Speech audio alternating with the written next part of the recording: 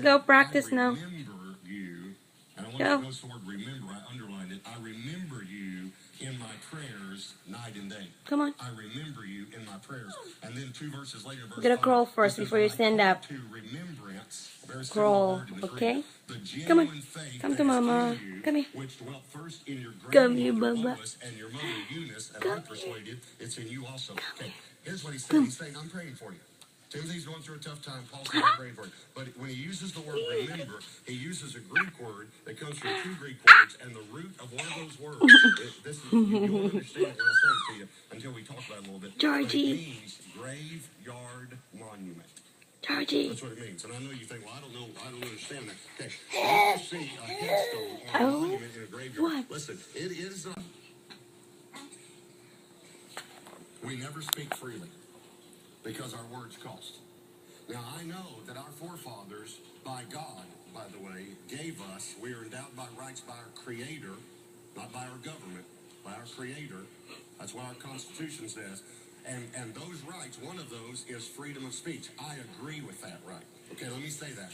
I agree with the right to freedom of speech. I'm glad we have that right in America. But does that mean that I can say anything I want and not have to give an account to God for it? Does that mean then that words are free? Words are not free. We have a freedom differently than what I was thinking. Cost us in our relationship. That's what I'm trying to say.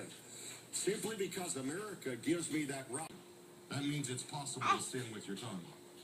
I will restrain my mouth with a muzzle. Now, I know that would look funny, but many of you, never mind. Many of us might need to try that sometime. By the way, he said, lest I sin with my tongue. I'll preach a special Easter message. We'll take a break next weekend from the message. But after that, What you I'll continue doing? the series. Hey, and the next tired? message will be 10. I saw this guy and I said, hey, how are you? And I shook his hand, and he just kind of got this look on his face. And I said, what's wrong? He said, well, I just can't believe I'm seeing you this morning, because he said, I just had a dream about you last night. And I said, really? Well, tell me the dream. And he said, well, Pastor Robert, I want you to know that I love you and all that. Of course, I knew then, what the dream. They're trying to tell me I'm not a kook. And that's a good thing to know, by the way, when you're talking to someone. So and I said, well, go ahead. Don't worry about it. Just tell me the dream. He said, I saw you on a beach, and the ocean was behind you, and there were multitudes of people in front of you, and you were preaching the truth to them, and this wave came up and took you out to sea. And I said to the Lord, Lord, what was that wave? And the Lord said, sarcasm.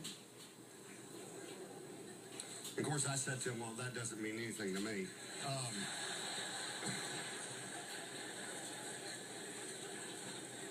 Obviously, I told him what had happened.